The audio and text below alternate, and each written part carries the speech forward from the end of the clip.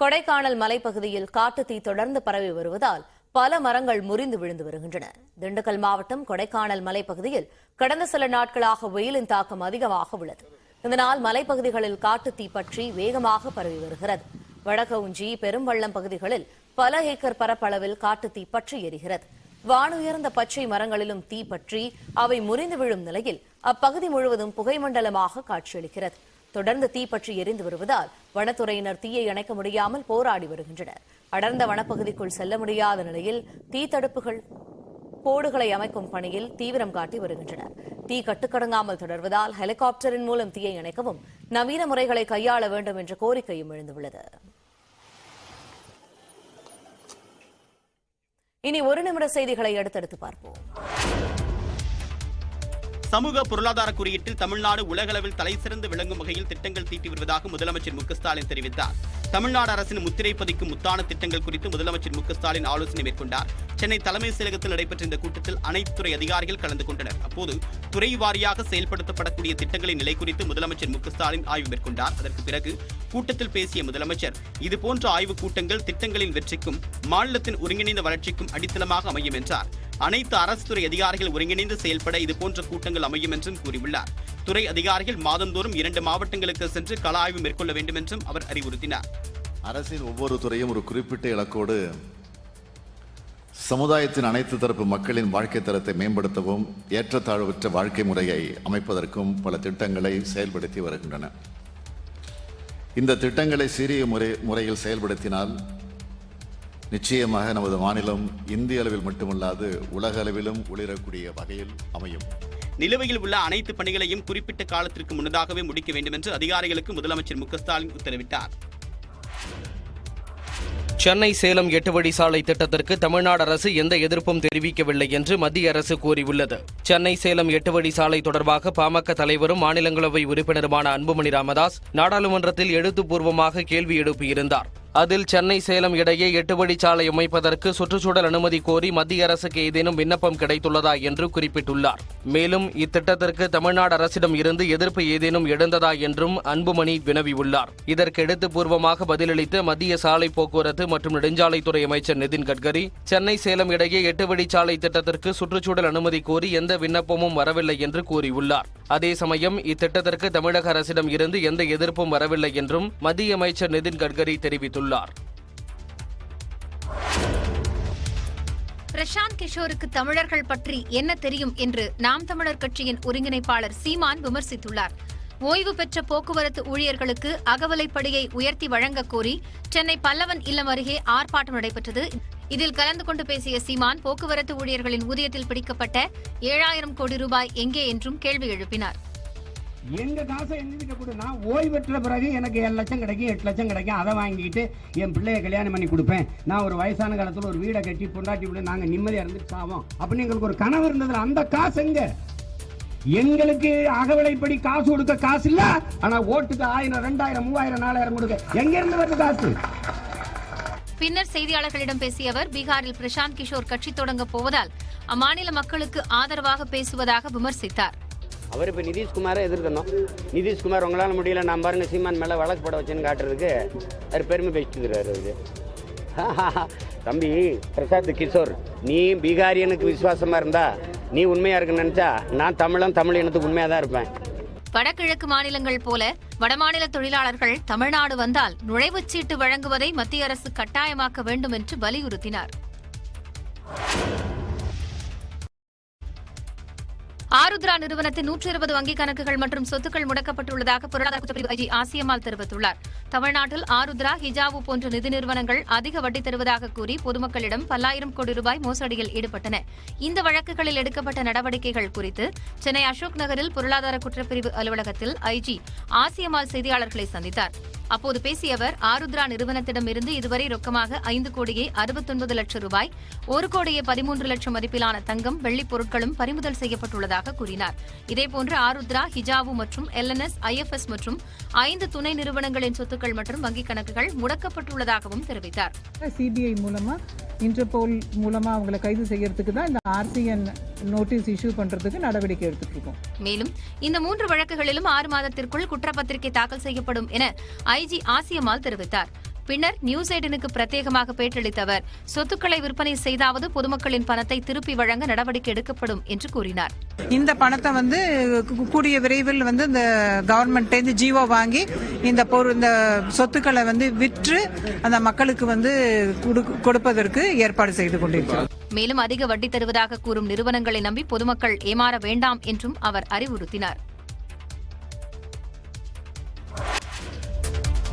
பொதுத் தேர்வு நேரம் என்பதால் கோயில் திருவிழாக்களில் ஒலிபெருக்கிகளை பயன்படுத்துவதை தவிர்க்க வேண்டும் என சென்னை உயர்நீதிமன்றம் அறிவுறுத்தியுள்ளது. சேலம் மாவட்டம் ஜாரிகொண்டலாம்பட்டி கிராமத்தில் உள்ள கோயில்களில் பள்ளி தேர்வுகள் முடியும் வரை திருவிழாக்களை தள்ளி வைக்க உத்தரவிடக் கோரியும் அதே கிராமத்தைச் சேர்ந்த முருகேசன் என்பவர் சென்னை உயர்நீதிமன்றத்தில் பொதுநல மனுவை தாக்கல் செய்திருந்தார். இந்த மனு பொறுப்பு தலைமை நீதிபதி ராஜா மற்றும் நீதிபதி பரத சக்கரவர்த்தி அமர்வில் விசாரணைக்கு வந்தது. அப்போது மனுதாரர் தரப்பில் திருவிழாக்களில் பயன்படுத்தப்படும் ஒலிபெருக்கிகளால் தேர்வுக்கு தயாராகும் மாணவர்கள் பாதிக்கப்படுவதாக வாதிடப்பட்டது. தமிழக அரசு தரப்பில் ஆஜரான தலைமை வழக்கறிஞர் சண்முக சுந்தரம் தேர்வு நேரங்களில் ஒலிபெருக்கிகள் பயன்படுத்தக்கூடாது என்பன உள்ளிட்ட கட்டுப்பாடுகள் விதித்து கடந்த 2019ஆம் ஆண்டே அறிவுறுத்தல்கள் வழங்கப்பட்டுள்ளதாக தெரிவித்தார். விழாக்குழு சார்பில் ஆஜரான வழக்கறிஞர் 2019ஆம் ஆண்டு பிறப்பிக்கப்பட்ட அந்த உத்தரவை கண்டிப்புடன் பின்பற்றுவதாக தெரிவித்தார்.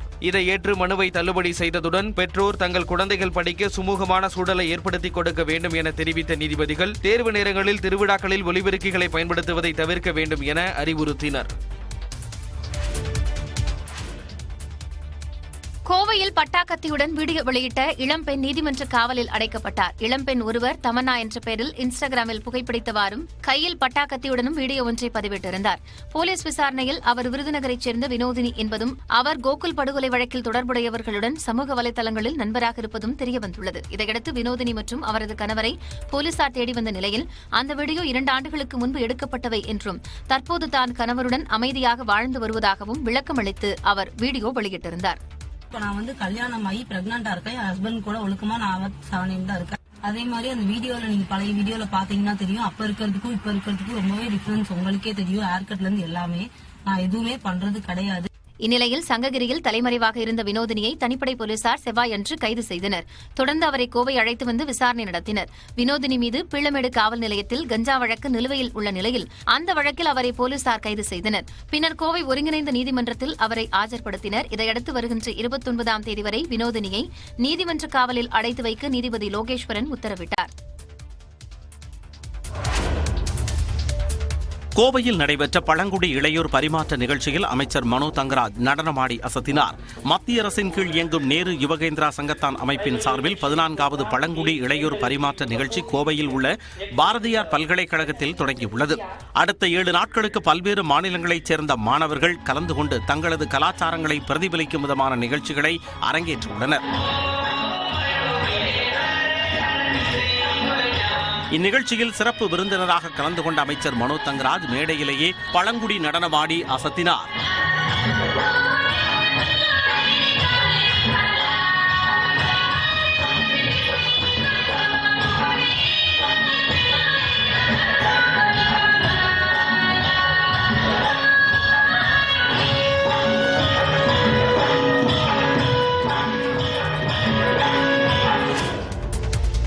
ராமநாதபுரம் மாவட்டத்தில் 8ஆம் வகுப்பு மாணவியை பாலியல் வன்கொடுமை செய்த வழக்கில் கைது செய்யப்பட்ட 5 பேரை 3 நாட்கள் போலீஸ் காவலில் எடுத்து விசாரிக்க அனுமதி வழங்கப்பட்டுள்ளது.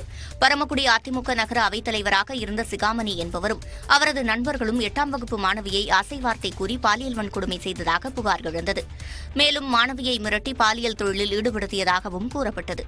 இதுகுறித்து மாணவியின் பெற்றோர் அளித்த புகாரின் பேரில் சிகாமணி, பிரபாகரன், கயல்வழி, உமா உள்ளிட்டோர் போக்சோ சட்டத்தில் கைது செய்யப்பட்டனர். இந்த வழக்கு சிபிசிஐடிக்கு மாற்றப்பட்ட நிலையில் ராமநாதபுரம் மகிழா நீதிமன்றத்தில் ஆஜர்படுத்தப்பட்ட 5 பேரையும் 3 நாட்கள் சிபிசிஐடி காவலில் எடுக்க நீதிபதி கோபிநாத் அனுமதி வழங்கினார். இதனிடையே காஞ்சிபுரம் மாவட்டத்தில் மாற்றுத்திறனாளி மாணவிக்கு தேர்வு எழுதுவதற்கு நியமிக்கப்பட்ட ஆசிரியர் பாலியல் தொல்லை கொடுத்ததாக கைது செய்யப்பட்டார்.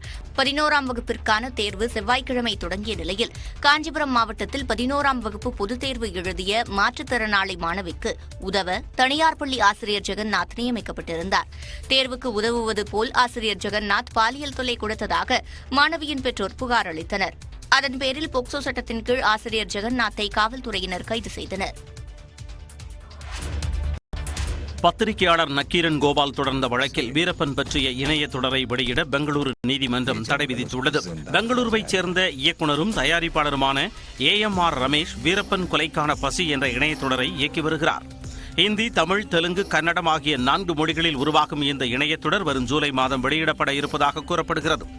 இந்த தொடருக்கு தடை விதிக்க வேண்டுமென நக்கீரன் கோபால் சார்பில் பெங்களூருவில் உள்ள 12வது முதன்மை அமர்வு நீதிமன்றத்தில் வழக்கு தொடரப்பட்டது.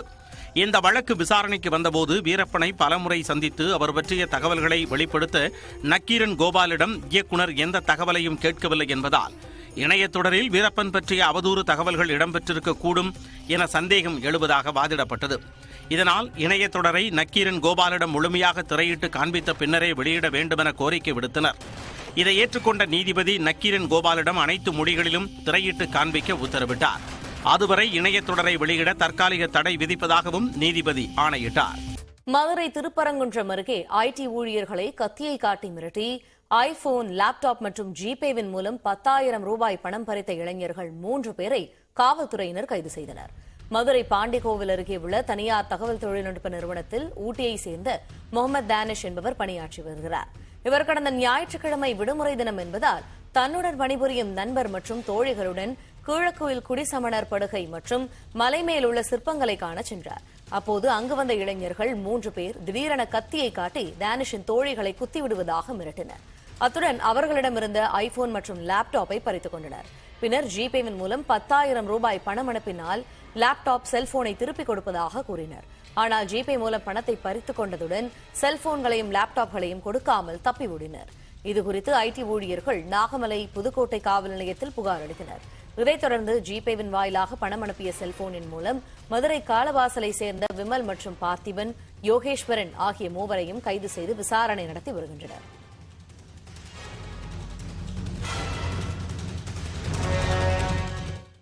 ஆன்லைன் மூலம் ஆதார் விவரங்களை சரி செய்வதற்கு அடுத்த 3 மாதங்களுக்கு கட்டணம் வசூலிக்கப்படாது என அறிவிக்கப்பட்டுள்ளது. இந்திய தனித்துவ அடையாள ஆணையத்தின் சார்பில் இந்திய குடிமக்கள் அனைவருக்கும் ஆதார் எனப்படும் அடையாள அட்டை அளிக்கப்பட்டுள்ளது. அதில் ஒருவரின் புகைப்படம், முகவரி, பிறந்த தேதி, கருவிழி மற்றும் கை விரல்களின் ரேகை பதிவுகள் உள்ளிட்டவை இடம்பெற்றுள்ளன. இந்த நிலையில் முகவரி உள்ளிட்ட விவரங்களை ஆன்லைனில் இலவசமாக மாற்றிக்கொள்ளலாம் என அறிவிக்கப்பட்டுள்ளது. நேற்று முதல் ஜூன் 14ஆம் தேதி வரையிலான 3 மாத காலத்திற்கு மை ஆதார் இணையதளத்தின் வாயிலாக விண்ணப்பிப்போருக்கு எந்தவித கட்டணமும் வசூலிக்கப்படாது என இந்திய தனித்துவ அடையாள ஆணையம் தெரிவித்துள்ளது. அதே நேரத்தில் ஆதார் மையங்களுக்கு நேரில் சென்று ஆவணங்களை மாற்றுபவர்களுக்கு 50 ரூபாய் கட்டணம் வசூலிக்கப்படும் என தெரிவிக்கப்பட்டுள்ளது. கடந்த 10 ஆண்டுகளுக்கும் மேலாக ஆதார் அட்டை இந்தியாவில் பயன்பாட்டில் உள்ள நிலையில் 1200க்கும் அதிகமான அரசு திட்டங்களில் அடையாள ஆவணமாக பயன்படுத்தப்பட்டு வருவது குறிப்பிடத்தக்கது.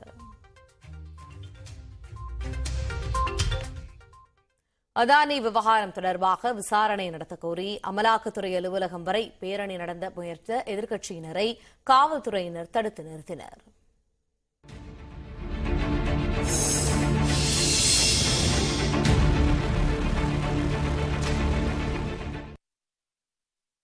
பிரபல தொழிலதிபர் கௌதம் அதானியின் நிறுவனங்கள் முறைகேட்டில் ஈடுபட்டிருப்பதாக அமெரிக்காவில் உள்ள பிரபல சந்தை ஆய்வு நிறுவனமான ஹிண்டன்பர்க் அறிக்கை வெளியிட்டது. அதன் பிறகு அதானி நிறுவனங்களின் பங்கு மதிப்பு சுமார் 8 லட்சம் கோடிக்கு மேலாக சரிந்தது. இந்த விவகாரம் தொடர்பாக நாடாளுமன்றத்தில் விவாதம் நடத்தவும் கூட்டுக்குழு விசாரணை நடத்தவும் எதிர்க்கட்சிகள் கோரி வருகின்றன.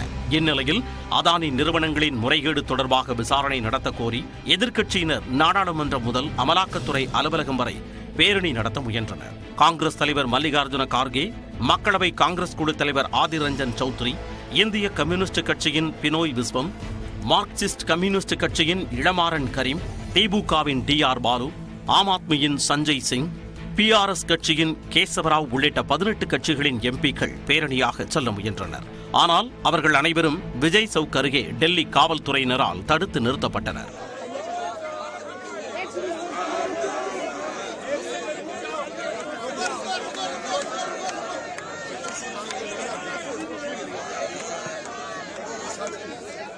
How it happened, who is responsible, who is giving the money, how he is allowed to take so much money. A man who started his career with 1,650 crores and today he is worth of 13 lakhs crore. So therefore we want there should be an inquiry and inquiry should be held and what is the relation between Prime Minister and Adani ji. And wherever he goes, he takes him. Wherever he goes, this man goes early. So these are all things. அமலாக்கத்துறை அலுவலகத்திற்கு செல்ல எதிர்க்கட்சியினருக்கு அனுமதி மறுக்கப்பட்டதால் தங்களின் புகாரை மின்னஞ்சல் மூலம் அதிகாரிகளுக்கு அவர்கள் அனுப்பி வைத்தனர். அதானி குழுமம் பல வகையிலே பல திட்டங்களிலே அது நிலக்கரி ஊழலாக இருக்கட்டும், நிலக்கரியிலே நடந்திருக்கின்ற ஒதுக்கீடாக இருக்கட்டும், அவரோட ஊழல் நடந்திருக்கிறது. பாம்பேயில் நடைபெற்ற திட்டங்களிலே ஊழல் நடைபெற்றிருக்கிறது. அதே போல கப்பல் துறை அவர்களுடைய துறைமுகங்களிலே ஊழல் நடைபெற்றிருக்கின்றன. அதே போல வெளிநாட்டு போலியான வெளிநாட்டு நிறுவனங்கள் நியமிக்கப்பட்ட அங்கிருந்து போலியான பரிவர்த்தனை நடைபெற்றிருக்கிறது. இங்கு இருக்கின்ற கருப்பு பணத்தை இந்த போலியான நிறுவனங்கள் மூலமாக அனுப்பி வெள்ளையாக மாற்றுவதற்கான முறை இதை பயன்படுத்தியிருக்கிறார்கள் என்பதை போன்ற முழு சான்றையும் வழங்கியிருக்கிறோம். எதிர்க்கட்சிகளின் பேரணியில் மேற்கு வங்க முதலமைச்சர் மம்தா பானர்ஜியின் திரிணாமுல் காங்கிரஸ் கட்சி பங்கேற்கவில்லை. இதேபோல் தேசியவாத காங்கிரஸ் கட்சியும் பேரணியை புறக்கணித்தது. ஆனால் ஆம் ஆத்மி கட்சியும் சந்திரசேகர ராவின் PRS கட்சியும் காங்கிரஸ் தலைமையிலான எதிர்க்கட்சிகளின் பேரணியில் பங்கேற்றன.